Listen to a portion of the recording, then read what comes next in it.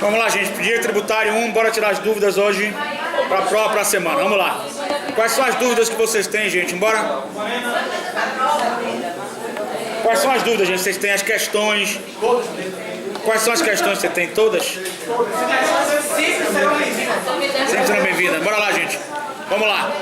Quais são as dúvidas que vocês têm?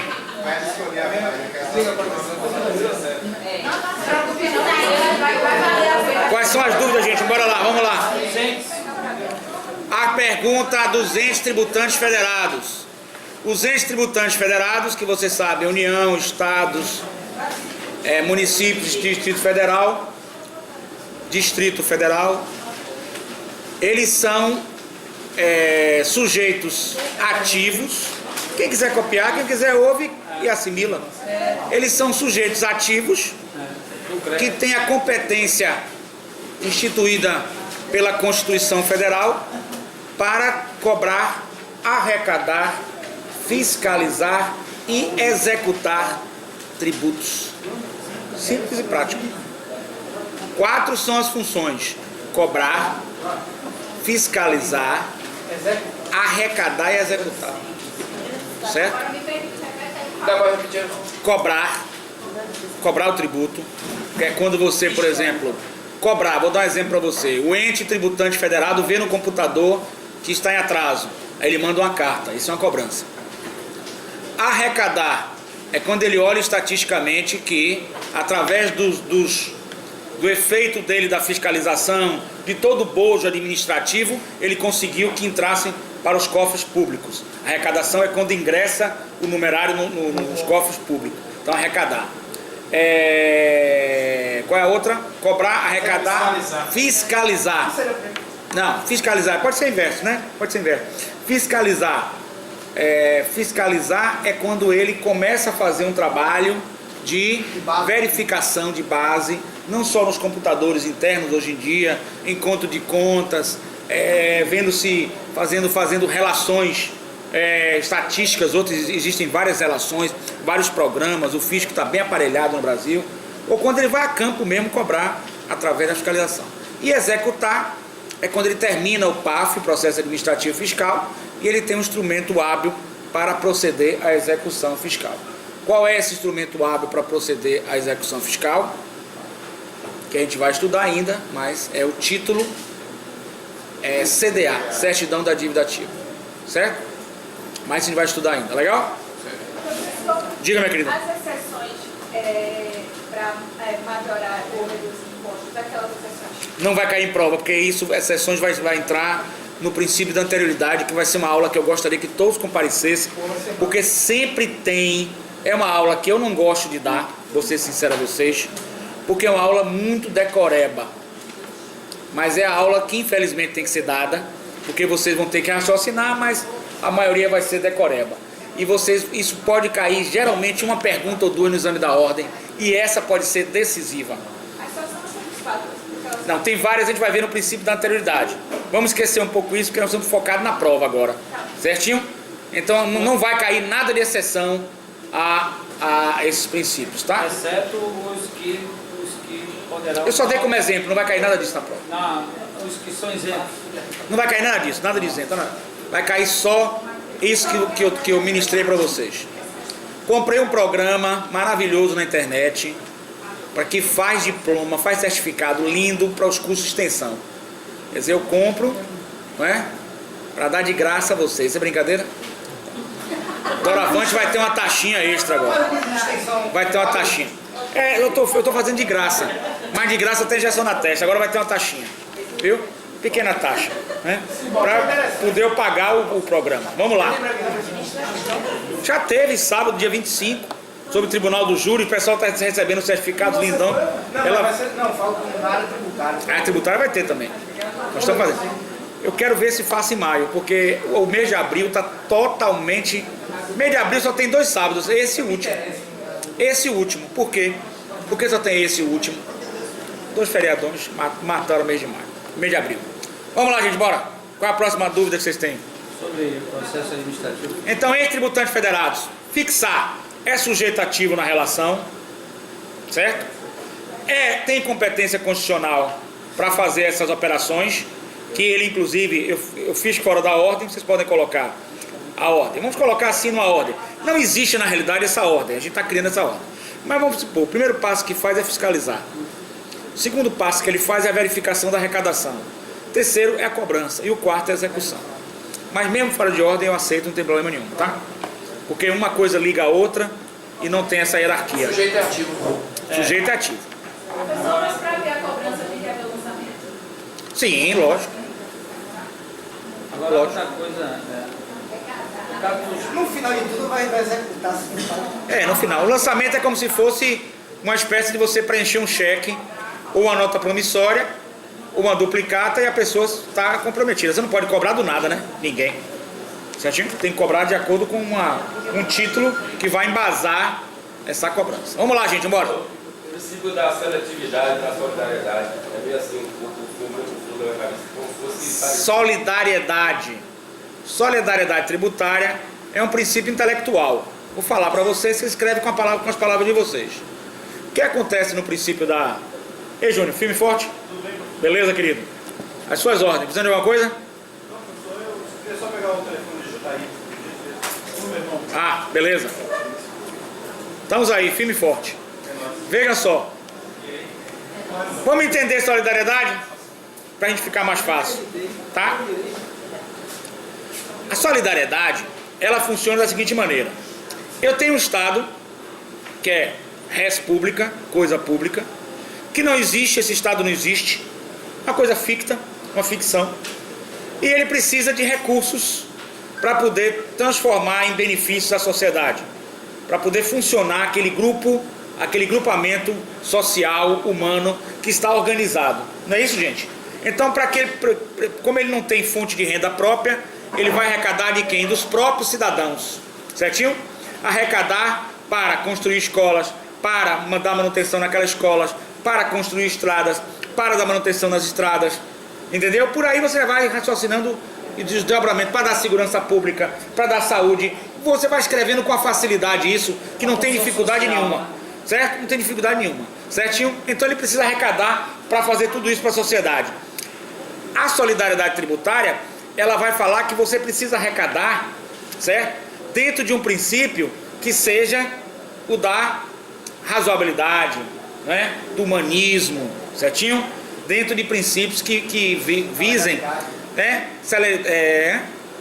Bom senso, razoabilidade, humanismo. Então, por exemplo, você vai arrecadar de uma pessoa que ganha um salário mínimo, imposto de renda, vocês acham justo? Não, não é justo.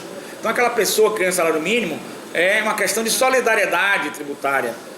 Quem ganha mais vai pagar para aquela pessoa, né, ter aquela escola pública. Porque você pode pagar uma escola particular. E outro que não pode, necessita da escola pública ou da saúde pública, certo? Você está fazendo isso, mas no dia que você precisar, você vai se valer dessa solidariedade social, em tese, social tributária, certinho? Então você vai se valer dessa solidariedade também para utilizar os mecanismos públicos. Então você precisa promover cada vez mais solidariedade. Quando você tem mais dinheiro, você paga mais tributo. Aquele que tem menos dinheiro paga menos tributo, certinho? Essa é uma proporcionalidade, uma humanidade, um sentido, digamos, da palavra de razoabilidade, de bom senso, certo? Entendeu? Esse equilíbrio dessas relações, conforme o Sérgio falou. Então, por aí você tem o princípio da solidariedade. Porém, o princípio da solidariedade não é muito utilizado no Brasil. Por quê? Porque ele se choca com o princípio da legalidade. Por que o princípio da legalidade? O princípio da legalidade, o que é, gente? A letra fria da lei, que não observa o ser humano. Por exemplo, questão que a gente já deu no primeiro dia de aula, que grande debate acadêmico, é a questão do rol de doenças que isentam de imposto de renda. O rol é taxativo ou ele é exemplificativo? Taxativo. Então, isso fere o princípio da solidariedade? Fere. Porque quantas e quantas doenças que a gente possa imaginar, não vou aqui, aí vou deixar a mente pensante de vocês imaginarem. Para ver se eu tenho razão, não. Se vocês acharem que eu não tenho, também podem colocar. Porque essa matéria é intelectual, não é matéria de decoreba. Mas você vai, quantas doenças existem que merecem um tratamento diferenciado para aquele cidadão? Quantas, gente, existem, né? Mas não está aqui, é a letra fria da lei, certo? Por um lado, a legalidade ela é importante de existir. Por que ela é importante de existir? Porque se não fosse o princípio frio da lei, a letra fria da lei, aquele que fiscaliza, arrecada, cobra, né? Ele poderia utilizar o princípio da discricionariedade. E o que é o princípio da discricionariedade? Oportunidade e conveniência. Assim não. Dentro do princípio da legalidade, ele está preso a quê, gente? Os entes tributantes federados, a lei. E qual é então o fenômeno que ocorre da atividade deles? Quem já deu em sala de aula bateu. Atividade plenamente vinculante. Plenamente vinculada. Plenamente vinculada a quê? A lei. Ele fica preso à lei. Ele não tem poder de fazer coisas. Eu olhei o lado humano da pessoa. Não pode. A lei manda isso, eu tenho que fazer isso, isso é finito. Entendeu? Para justamente dar o quê? Dar garantias ao cidadão. Por um lado, se dá garantias ao cidadão. Por outro lado, fere o princípio da solidariedade social tributária. Princípio da seletividade é quando eu coloco, por exemplo, algum tributo diminuído, por exemplo, uma hipótese, estou dando hipóteses, tá? Não estou no caso concreto. Hipóteses acadêmicas para que vocês possam assimilar.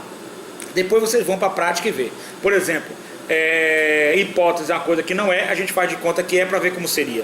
Por exemplo, se eu chegar hoje como autoridade e der um desconto para o pão, ou uma isenção para o pão, eu estou cumprindo com a solidariedade social? Estou. Porque o pão é um alimento necessário a todos os membros da sociedade. Todos os cidadãos precisam se alimentar. Eu estou contribuindo com a solidariedade social tributária.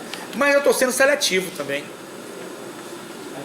Eu estou selecionando alguns produtos em que eu posso dar uma carga tributária menor, como o arroz, como o feijão, que são essenciais à vida do cidadão que precisa se alimentar. Por outro lado, se eu pego o cigarro e a bebida,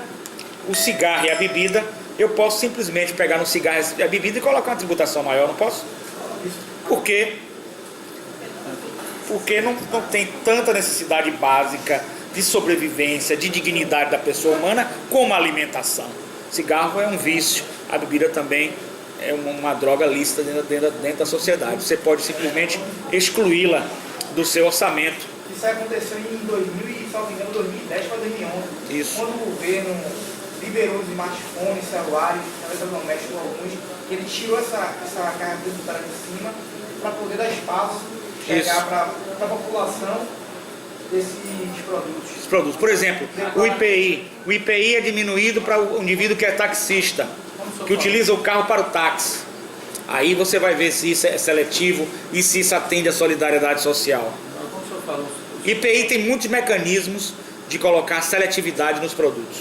Tá? A gente vai ver isso no princípio da anterioridade que a gente vai estudar. Quando o senhor falou que autoridade, você está falando autoridade vinculada a um legislativo, né?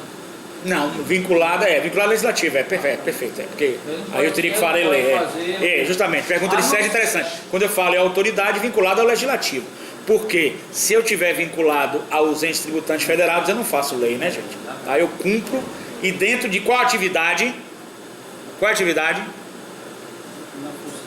Não plenamente vinculada, não é isso? Isso? Não, atividade vinculada à lei. Não plenamente vinculada?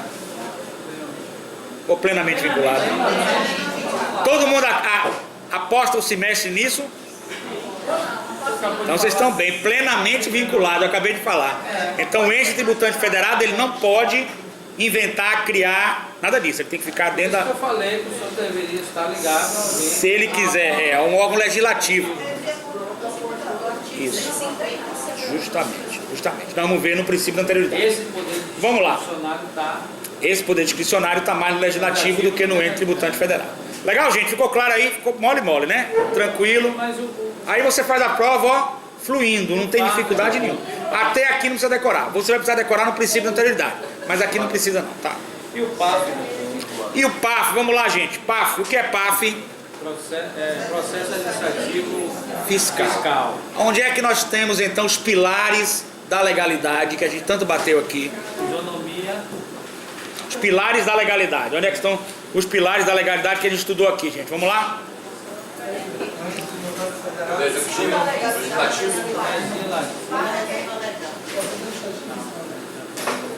Quais são os pilares da legalidade, do princípio da legalidade dentro do direito tributário? Quais são os princípios?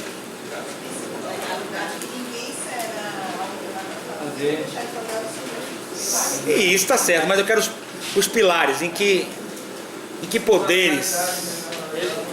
É legislativo e judiciário. Legislativo e executivo, e mais o judiciário, lógico.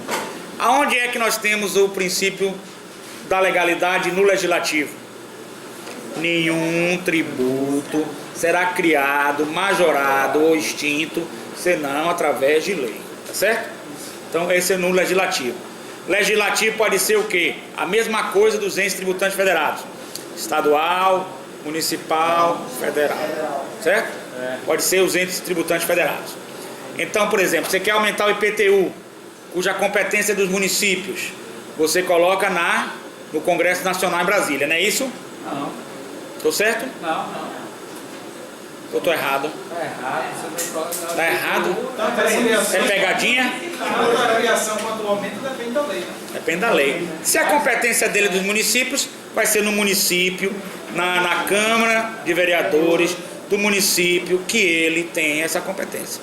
Por exemplo, município de Juazeiro. Você vota onde? Em Salvador, não é isso? Vota em Juazeiro. Se for a competência do Estado, ICMS, vai ser aonde? Assembleia Legislativa do Estado correspondente ao ICMS. E se for da União, vai ser lá em Brasília, Câmara dos Deputados. Certinho, gente? Tem aí? Segundo pilar do PAF. Segundo pilar do PAF é o PAF, perdão, segundo pilar do processo do princípio da legalidade. Segundo pilar está no poder legislativo. Primeiro no poder legislativo, que é onde nasce o tributo, onde ele é majorado, onde ele é extinto. E segundo está no poder executivo, aonde nós podemos o que, gente? Julgar se aqueles autos de infração, se aqueles tributos são devidos ou não são devidos aos entes tributantes federados. Para isso, pelo princípio democrático, os entes tributantes federados, eles fazem o quê? Eles fazem um processo administrativo fiscal dentro do próprio órgão deles, certinho? Dentro do próprio órgão do ente tributante federado. Eles fazem um processo administrativo fiscal e ao final desse processo administrativo fiscal, qual é o fenômeno jurídico que nós temos que chegar para confirmar esse princípio da legalidade? Começa com a letra A, a primeira palavra, a segunda com a letra R e a terceira com a letra T.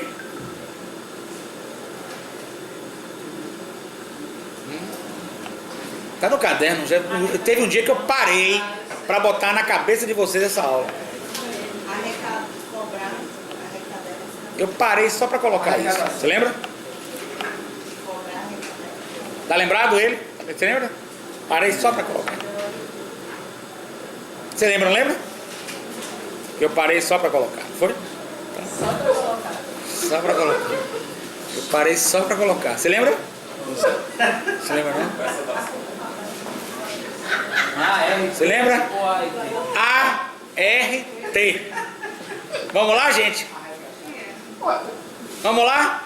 O que é que no final do PAF eu vou chegar a uma conclusão?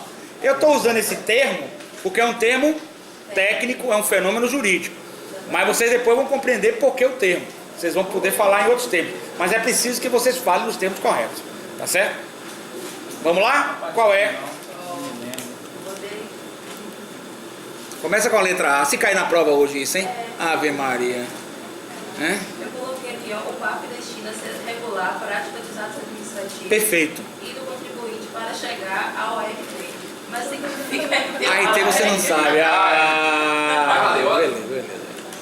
para chegar ao valor devido para se cobrar. Tá perfeito, mas o fenômeno, o nome técnico.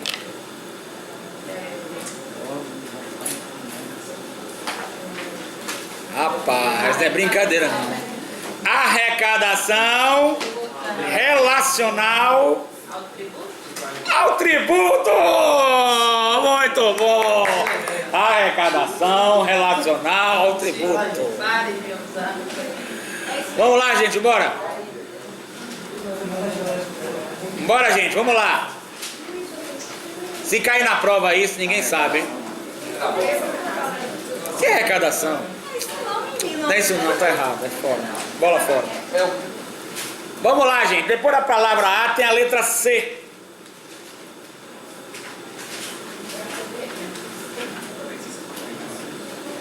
Gente, eu perdi tanto tempo aqui, minha garganta, né? Fico com pena da minha garganta. Meu Deus do céu. O que é mais fascinante no júri é o seguinte: imagine a gente falando para jurados, né? Que nunca viram processo na vida. Já pensou como é difícil a gente falar para jurados que nunca viram processo na vida? É mais difícil ainda, né? Tá bem, tá tranquilo. Deixa lá, mas vai dar uma reviravolta aí. Vamos lá.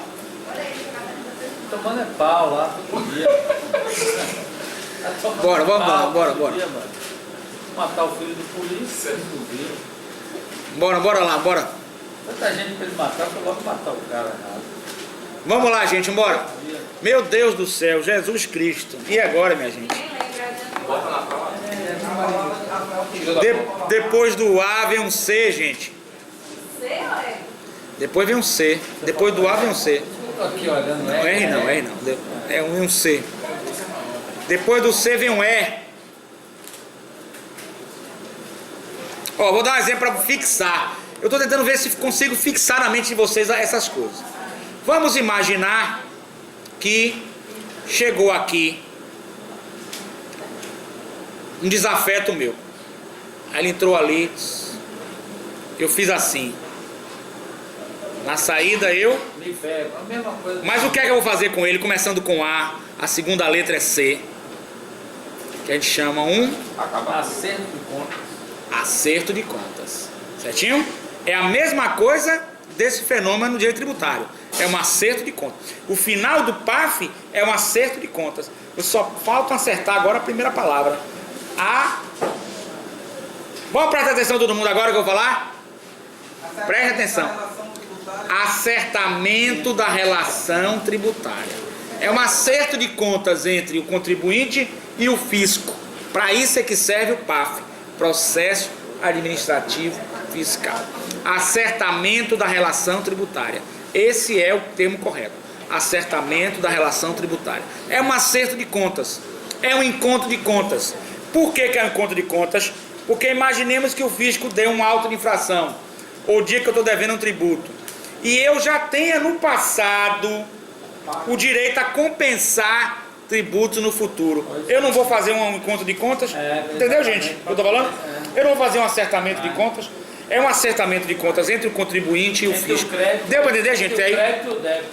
lógico. Até porque se você paga mais, demonstra que é como crédito. Como crédito, você pode tirar da carta da manga lá, no PAF, um tributo que você pagou a mais em janeiro e ele lhe deu alta agora em abril, entendeu? Aí você joga no PAF aquilo lá, aquilo vai servir de acertamento de contas. E vai também saber se eu estou devendo, se eu não estou, o quanto, os juros, uma série de coisas que esse acertamento de contas é importante. Então o segundo pilar dentro do princípio da legalidade é no poder executivo.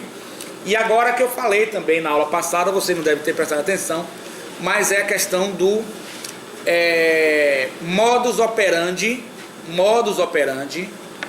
deste acertamento, certinho? Então vamos escrever aí para vocês não esquecerem jamais. O PAF representa, eu vou explicar bem didático isso para vocês nunca mais terem dúvidas sobre isso.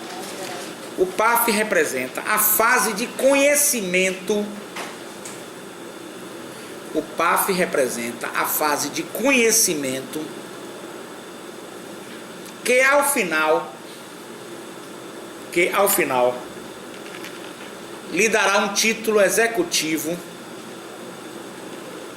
que ao final lhe dará um título executivo capaz de ensejar uma execução fiscal no Poder Judiciário. Capaz de ensejar uma execução fiscal no Poder Judiciário. Ficou aonde? Ensejar o quê? Uma execução fiscal no Poder Judiciário. Certinho? Capaz de ensejar uma execução fiscal no Poder Judiciário. Então vamos lá, gente. Vamos entender aqui agora. Ora, é fase de conhecimento. Todo mundo atentou para isso? Sim. Então não tem conhecimento no Poder Judiciário, não tem cognição no Poder Judiciário? Já entra com a execução? É assim? É assim. É assim. É diferente do cível. É diferente do cível. Por exemplo, no cível, vamos imaginar um japonês trabalhando anos e anos consegue comprar uma limusine, um carro de luxo. E ele, olha lá, gente, presta atenção. E ele não faz seguro. Vamos prestar atenção para entender. Ele não faz seguro. O nome dele é Cachito. Cachito Tachate. Não faz seguro. O nome dele como é, Zé Raimundo? Cachito Cachate. Na prova você tem que botar Cachito Tachate. Resultado da história. Ele não faz seguro. Aí vem um rapaz, coitado, que vende coco numa Kombi velha. Ali por aqui pelo comércio. A Kombi falta freio. Olha lá, presta atenção, gente. Olha lá, ó. A Kombi falta freio. Bate no carro dele, de Cachito. Capota o carro. Cachito consegue sair. E quando o Cachito sai, o carro explode. Na porta aqui da faculdade. Certinho? Cachito vai fazer o que, gente? Contratar um de nós para entrarmos com ação no cível. Certinho? Essa ação no cível onde é? No Poder Judiciário. Distante de todas as duas partes. Não é isso, gente? Tá aí? Concorda comigo? Sim. Distante, equidistante das partes. Uma casa neutra. Não é nem do japonês, nem do rapaz que vende coco. O rapaz que vende coco me contrata para fazer a defesa. Eu faço uma defesa longa e demorada para o rapaz. Ao final ele propõe em 20 anos, todo dia, 2 águas de coco para Cachito, para pagar o carro. Quer dizer, água de coco ele já tem durante 20 anos. Cachito não aceita a proposta, há um recurso, uma série de coisas. Depois que transitou em julgado, certinho? Aí o que acontece? O japonês vai pegar o título judicial. Olha lá, gente, ó. Se não presta atenção, não pega e pode cair na prova. Vai pegar o título judicial e vai entrar com execução. Não é isso, gente? Correto. Correto o raciocínio? No tributário não é assim. Como é no tributário? No tributário, Já se inicia a execução. você vai ser julgado na casa do seu adversário por inicialmente membros do seu adversário, depois membros paritários, certinho? E ele dará uma decisão que vai se reverter num título do qual ele já eliminou, ó o X que eu fiz mental, ó o X, o processo de conhecimento judicial. Olha o poder de império, olha o poder de império que tem o tributo desde a época do império. Ele já elimina a fase de conhecimento e já entra com execução fiscal baseado naquele título. Aquele título foi um processo de conhecimento chamado PAF, que foi feito na casa do seu ex-adversário, por membros dele, indicados por ele, que já olhavam para você assim, ó. Tudo que você falava estava errado. Estou fazendo um drama para vocês entenderem. Dificilmente você ganha na casa do seu ex-adversário. Concorda comigo? Esse é um erro do direito tributário. Por quê? Porque ele gera o quê? Gera um poder de império astronômico, em que o ente tributante federado já sai na frente com um título executivo, que é a CDA, e já pode executar você, diferente do cível. Deu para entender a diferença? Você vai fazer uma pergunta? Não, na verdade era isso que eu ia falar. Não deixa de ser um processo de conhecimento. É um processo de conhecimento Já, dentro do fisco. mas já com pontos já marcados. complicado de você reverter. Não significa que você não reverta, mas complicado de você receber uma reverter. notificação, como é que você vai? Não, esqueça a notificação. Você já recebeu a notificação e você já está lá. Porque se você nunca recebeu a notificação, ele vai ter que localizar você. É outra história. Mas você já recebeu, está lá. Gente, vocês entenderam essa diferença? Entendeu, gente? Legal?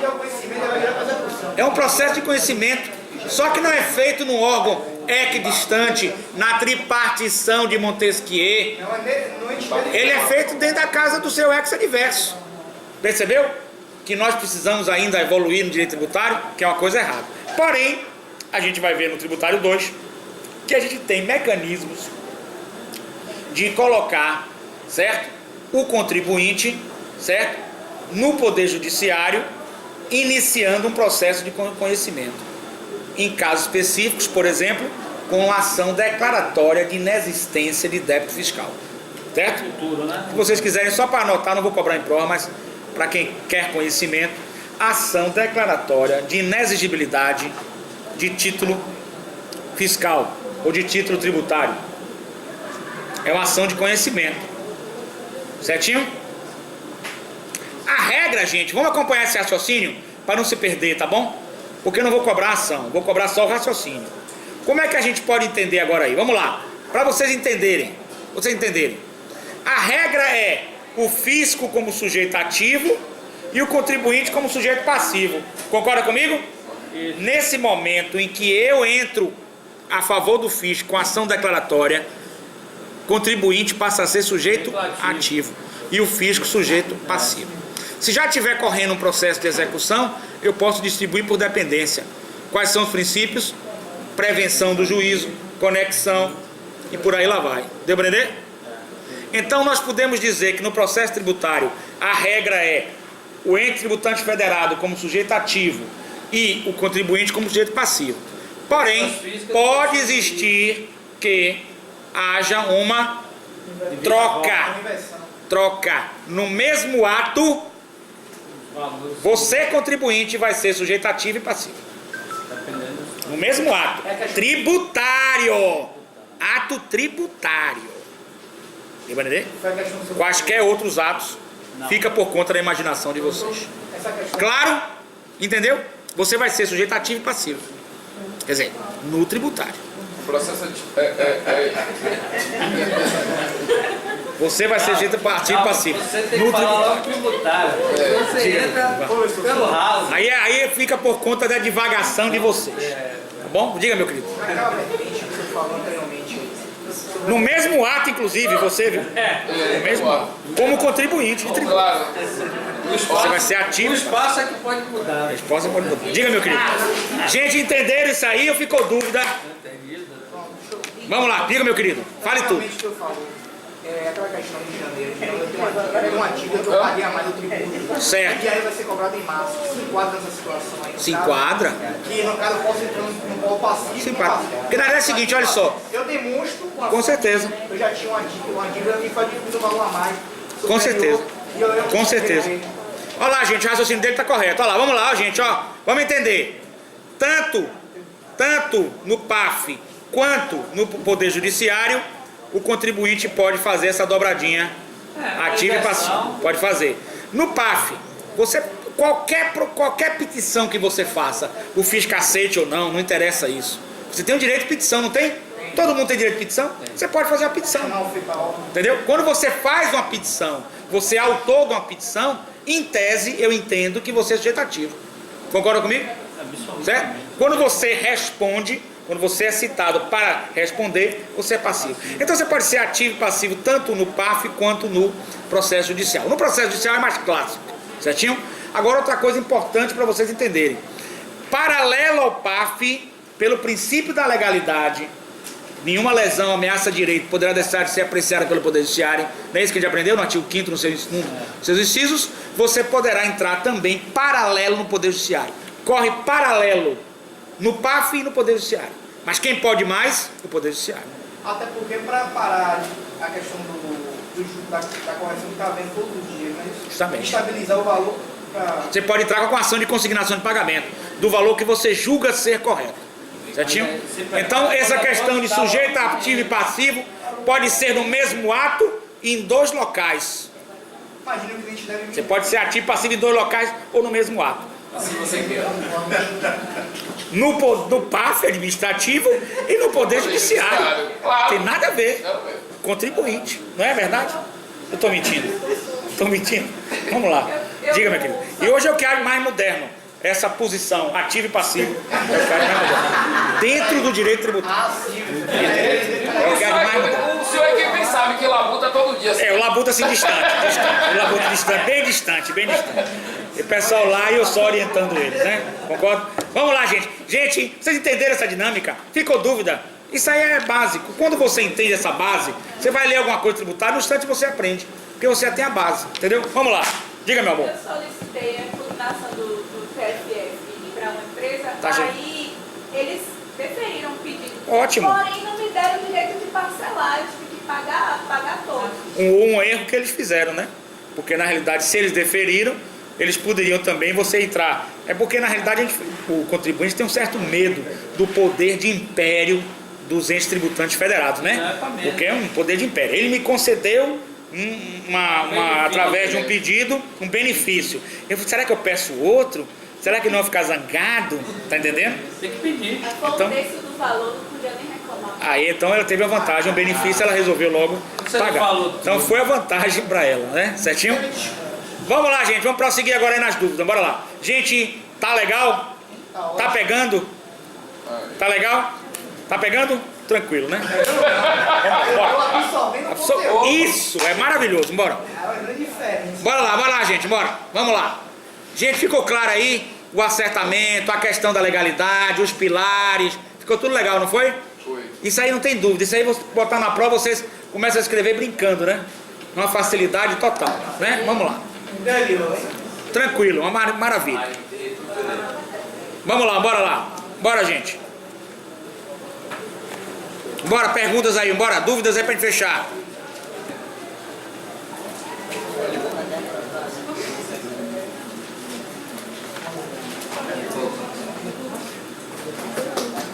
Eu falei aqui na questão, não foi aqui, eu me lembro que eu falei, na questão da criação do tributo. Olha lá, gente, ó, uma questão importante, a criação do tributo dentro do princípio da legalidade e o estabelecimento de todos os elementos de que necessita para saber qual a situação de fato faz nascer o dever de pagar tributo. Não falei isso? Né? Qual a situação de fato faz nascer o dever de pagar tributo.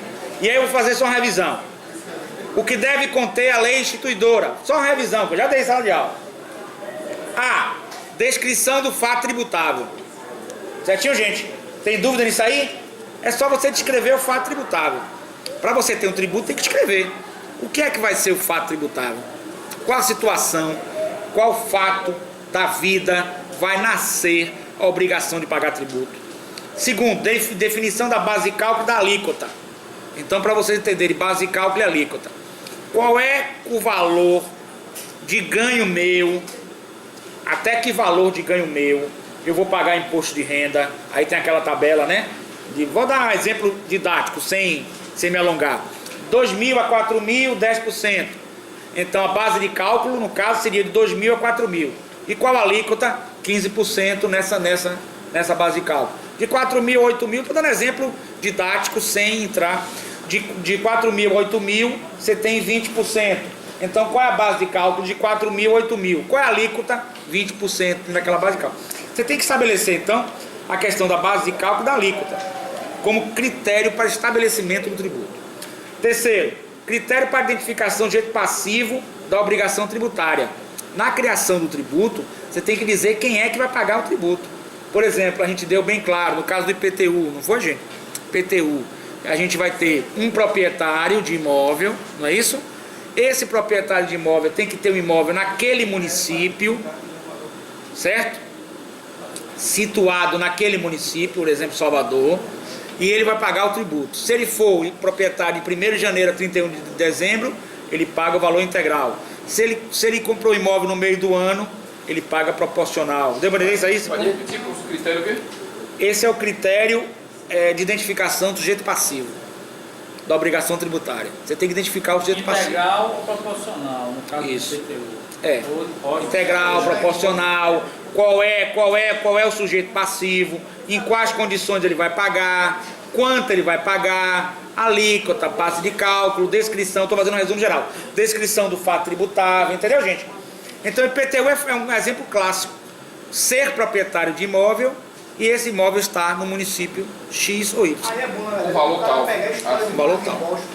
Porque tem alguma isenção no caso, Tem. menos de 80 mil 80 mil. para propriedades residenciais, né? Isso.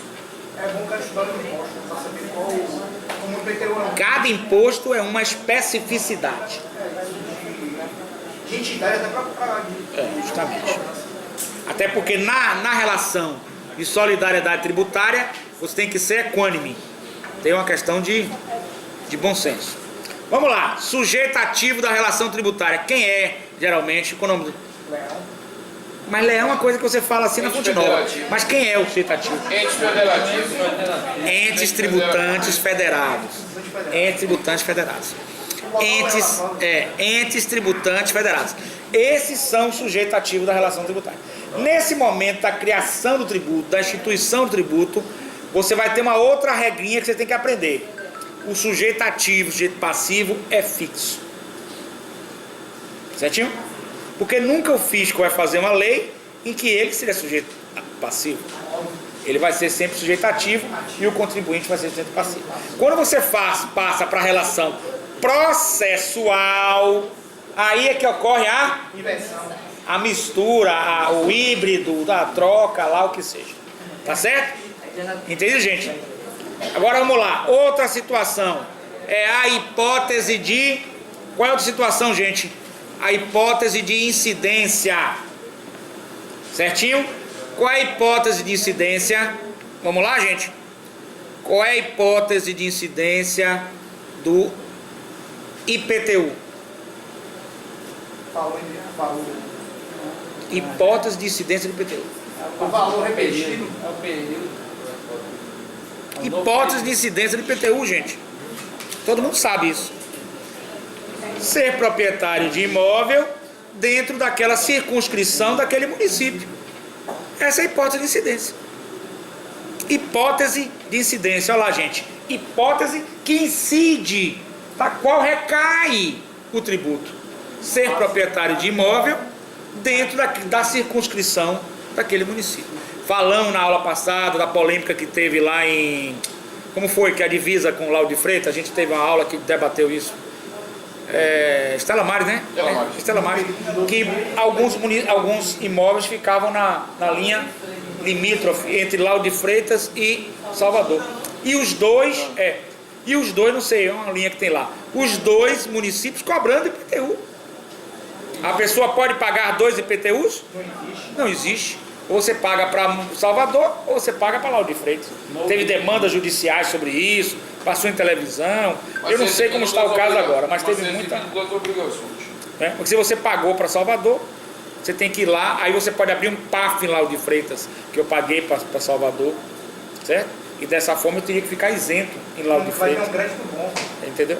Mas Lauro de Freitas não quer te ressarcir, nem quer cobrar de Salvador, aí quer cobrar do próprio contribuinte. Então tiveram contribuintes que ficaram em situações difíceis por causa dessa hipótese de incidência. Aí no caso a hipótese de incidência, a dificuldade de detectar a circunscrição. Outra dificuldade, contrato de gaveta. Você faz um contrato de gaveta de imóvel. Quem é o responsável? É quem está como proprietário no cartório. Não é quem está como contrato de gaveta. Porque a lei fala claro, o proprietário do imóvel. O proprietário é aquele que registrou. Até porque o contrato Deu aí, gente? Esse ponto? Então, é importante que a gente deu na aula passada também, a questão do locador. O locador pode ter um contrato com o proprietário. Olha lá, gente, ó. O locador pode ter um contrato com o proprietário, que ele é obrigado a pagar, mas é um contrato entre eles. Interna partes, certinho? Interno das partes. Para o fisco, quem tem o dever de pagar é o proprietário. Se o proprietário pagou e tem um contrato de locação que o inquilino assumiu o compromisso de pagar e não pagou, ele entra contra o inquilino buscando o ressarcimento. Mas para o fisco, quem vai pagar é o proprietário. essa hipótese de incidência. Deu para entender, gente? Aí, agora outra questão, é o consequente mandamento. Como é o consequente mandamento aí, gente? No caso do IPTU. Vamos lá? Vamos fazer IPTU. Vamos fazer agora todo mundo junto aqui. Sem olhar caderno, sem nada, que é fácil. Hipótese de incidência e mandamento consequente. Consequente mandamento. Vamos lá. Qual é a hipótese de incidência do IPTU? Ser proprietário de imóvel Dentro da região, da localização, da circunscrição do município. É a hipótese de incidência. Qual é o consequente mandamento? Pagar o tributo de acordo com a alíquota e base de cálculo. Qual é a base de cálculo? Valor venal do imóvel. Qual é a alíquota? Vamos poder, na prova, se vocês quiserem colocar alguma coisa imaginária, não tem problema nenhum. Pode colocar 1% de Lauro de Freitas, 1% de Salvador, como alíquota, não tem problema nenhum. Só não podem colocar imaginário e loucuras, mas fora disso não tem problema nenhum. Certinho? Certo? Você pode colocar 1% como exemplo, 1% do valor venal do imóvel. Valor venal do imóvel é o que, gente? Base de cálculo. E 1% é o que? Como é que chama? Isso, alíquota. Então já podemos fazer hipótese de incidência, consequente mandamento, alíquota, base de cálculo. E aí, dentro disso aí, nós temos o que? A descrição do fato tributável. Certinho? Dentro disso aí, nós temos o que? A delimitação do sujeito ativo e do sujeito passivo da relação tributária. Que no caso, quando o tributo é criado da lei instituidora, essa relação é o que é fixa. Certinho? Ele pode variar nessa relação no momento da instituição do tributo? Não. Ele é sujeito passivo porque ele deve o tributo. Eu sou sujeito ativo porque eu sou ente tributante federado. Não pode mudar. Mas quando você vai para o PAF ou vai para a Justiça, aí, meu amigo, você pode fazer aquilo que você, do ato, você faz a inversão. Deu para entender? Professor, pode fazer a valor inversão. venal, base do cálculo. Valor venal, base do cálculo. E a alíquota é quanto sobre aquele valor venal eu vou cobrar o tributo. Aí você pode estipular, né? 1%, 1,5%, entendeu? A questão de números, exatidão, eu não vou exigir, porque aqui nós estamos exigindo raciocínio tributário, raciocínio jurídico tributário. Se você tiver o raciocínio jurídico tributário, é muito simples chegar na internet e você localizar qual é a base de cálculo, certo? Mas o raciocínio é mais difícil, tá? É isso que eu quero. Então, com isso aqui, a gente fechou toda a questão da instituição tributária. Agora, vamos lá. A descrição do fato temporal é outra coisa importante que nós discutimos na aula passada. E o que é temporal, gente? Temporal é o prazo, é o tempo. Temporal não é chuva, tá certo? Não é chuva que ocorre, como ocorreu hoje pela manhã, certo? Temporal é o tempo que você tem para pagar o tributo. Então, qual é o tempo que você tem para pagar o tributo? Uma hipótese, você tem que, também está instituído em lei, porque você tem dia 1º de janeiro até o dia 31. Se você é proprietário de um imóvel, eu estou fazendo IPTU que é fácil, depois você faz qualquer tributo com IPTU, certinho? De 1º de janeiro a 31 de dezembro, você é proprietário do imóvel localizado em Salvador, logo até 31 de março, hipoteticamente, tá? Não estou dizendo o prazo usado. Até 31 de março você irá poder pagar aquele tributo, certinho? Esse é o prazo. Nós discutimos também, e vimos, está no caderno de vocês, que, segundo o Código Tributário Nacional, certo? Diz que quando a legislação tributária não fixar o tempo do pagamento, o vencimento do crédito ocorre 30 dias depois da data em que considera-se o sujeito passivo notificado do lançamento. Certinho? A omissão legislativa quanto à questão temporal resulta, aí dá para você fazer uma dissertação. Vamos lá? Pode ser questão de prova. Olá, ó, alô, alô, alô, alô. A omissão legislativa na questão temporal do tributo de sua lei instituidora pode gerar pontinhos. Vamos lá, o que pode gerar? Extinção. A omissão legislativa, da questão temporal da lei instituidora do tributo pode gerar 3 pontinhos. Vamos lá, o que pode gerar? Extinção. Não, prescrição não. A omissão legislativa, a Prescrição. questão temporal. Não. Houve omissão legislativa. O que é que ela pode gerar? Vamos várias hipóteses. Vai gerar insegurança jurídica. Na lei instituidora Do tributo. Vai gerar insegurança jurídica. E nessa insegurança jurídica nós podemos pedir, pode-se pedir a inconstitucionalidade dessa lei. Concorda? Legalidade e inconstitucionalidade dessa lei. Numa defesa você também pode alegar isso, inconstitucionalidade dessa lei. Certo? Controle difuso, né? Você, contribuinte, pode fazer, o juiz pode dar em controle difuso, especificamente para você, certinho? Você pode alegar. O que é que pode ocorrer mais? Você valer-se do Código Tributário Nacional e entender que é 30 dias após a sua notificação. Está aqui. Não pode? Então, mais uma hipótese. E uma outra hipótese que a gente viu, que a gente escreveu aqui, do Supremo Tribunal Federal. A gente escreveu o que o Supremo Tribunal Federal disse. Nós escrevemos aqui. Certinho? E o que é que o Supremo disse? Vamos lá, gente, está escrito no caderno, vocês copiaram.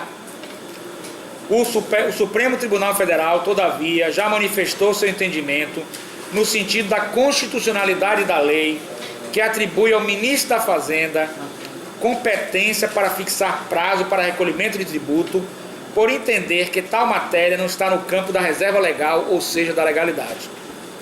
Certo? Registre que a decisão foi adotada por maioria dos votos, papapá. Então, ele diz o seguinte: É um poder discricionário.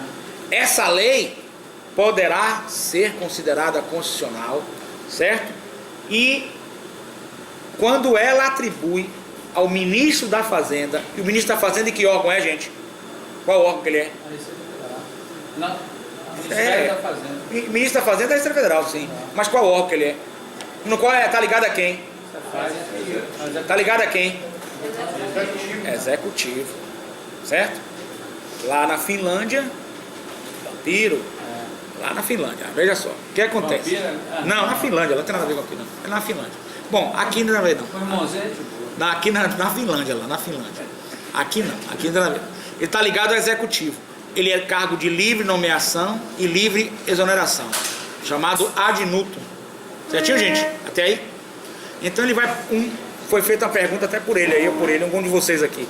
Entra um ministro, estipula um prazo. Entra outro, estipula outro. Entra outro, estipula outro. Entra governo, estipula um prazo. Vai gerar o quê? O cidadão que ele falou. Insegurança jurídica. Então, mesmo com essa decisão do STF, eu entendo que ainda é inconstitucional. Até porque a decisão se limita ao ministro da Fazenda estipular prazo quando lei atribuir este encargo a ele. Certinho? Não é assim aleatório, tá? Muita gente tem puxado essa interpretação para dizer: quando não tem prazo estipulado para se pagar o tributo, poderá o ministro estipular esse prazo. Essa interpretação é diferente da jurisprudência. Por isso que eu vou ler de novo para vocês. Gente, estão entendendo isso? É importante. O Supremo Tribunal Federal, todavia, já manifestou seu entendimento no sentido da constitucionalidade de lei que atribuiu ao ministro da Fazenda competência para fixar o prazo para recolhimento do tributo, por entender que tal matéria não está no campo da reserva legal ou da legalidade. Certo?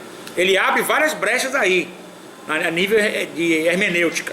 A primeira é que, quando a lei estipular que o ministro da Fazenda é o responsável, ele poderá fazê-lo. Mas embaixo ela já diz que, por entender que o prazo não está dentro da reserva legal ou da legalidade.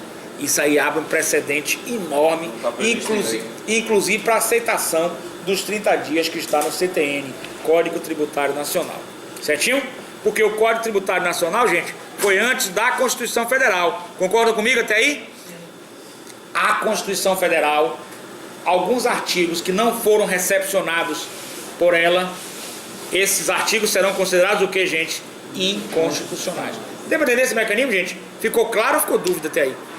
Ficou claro, gente, ou ficou dúvida? Ficou claro? Gente, qual é a próxima pergunta que vocês irão me fazer? Antes, porém, eu gostaria de fechar essa questão com o entendimento de Hugo Brito Machado, nosso mestre. Ele diz: seja como for, se a lei fixou um prazo, este não pode ser alterado por norma infralegal. Mais uma hipótese, tá? Se a lei fixou um prazo, este não pode ser alterado por norma infralegal, certo? Ou seja, fora daquela lei instituidora. Certinho, gente? Tem previsão legal constitucional. Embora o Supremo colocou que tal matéria não está no campo da reserva legal. Aí entendido que tal matéria, quando a lei estipula que o ministro pode aplicar o prazo, certo? Ou a questão do prazo não está dentro da reserva legal. Entendo eu que é quando a lei estipula que o ministro deve estipular o prazo, certo? Porque fora disso é reserva legal, é princípio da legalidade a questão do prazo. E é óbvio que seja, porque se você tem alíquota, você tem base de cálculo, você tem hipótese de incidência tributária, você tem consequente mandamento tributário, você tem tudo isso, por que você não tem o prazo? Tem que ter. Tem que ter o prazo estipulado em lei para você se garantir de que você vai poder pagar. E aí nós vimos a questão do ICMS na aula passada, retrasada, me parece, que é a questão que você tem que apurar. Através de que, gente, apura do ICMS? Os livros de entrada, o livro de saída de mercadoria e a apuração de ICMS.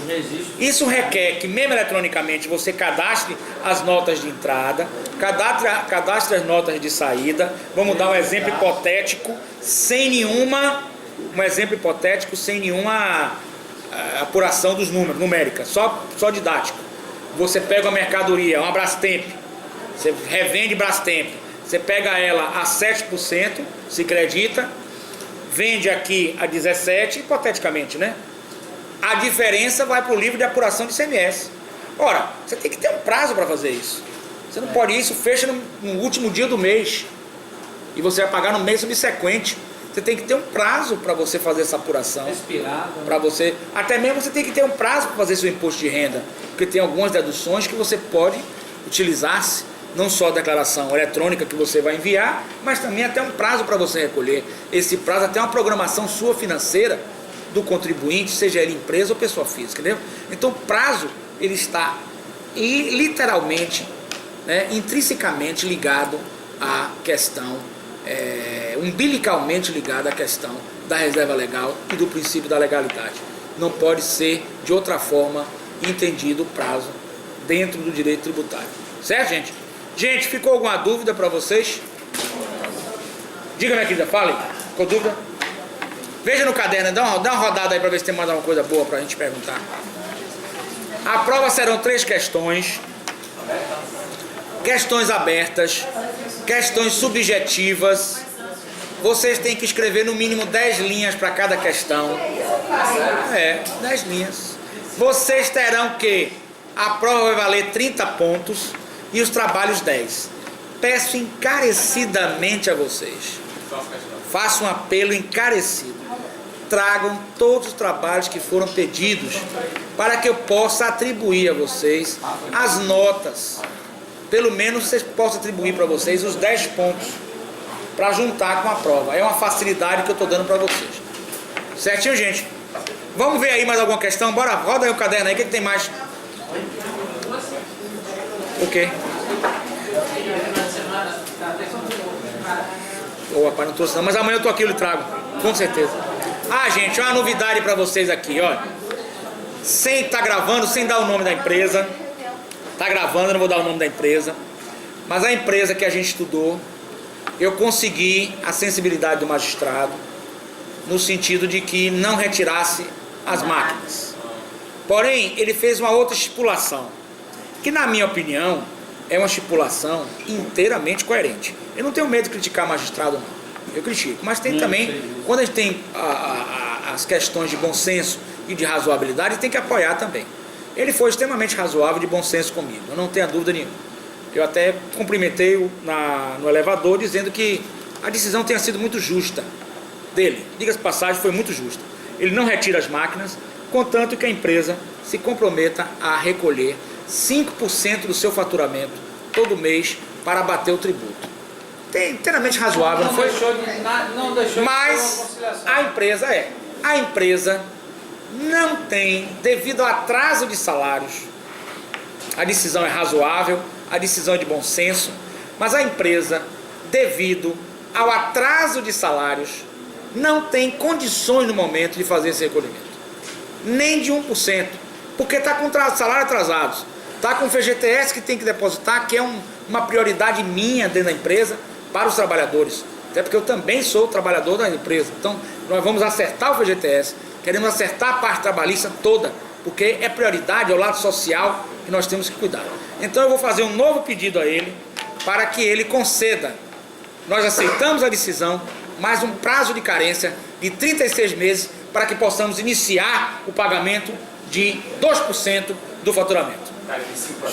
Está razoável o meu pedido, o meu pleito. E quem vai fazer isso com toda a maestria são vossas excelências, após a prova, valendo ponto. Tá certo? Mais alguma dúvida, gente? Também a petição faça bonitinho para ganhar seus pontinhos, que você merece seus pontos, viu? Gente, quero agradecer a atenção de vocês. Uma excelente volta para casa. E que o grande arquiteto do universo os leve para a sua residência em paz e segurança. Assim seja.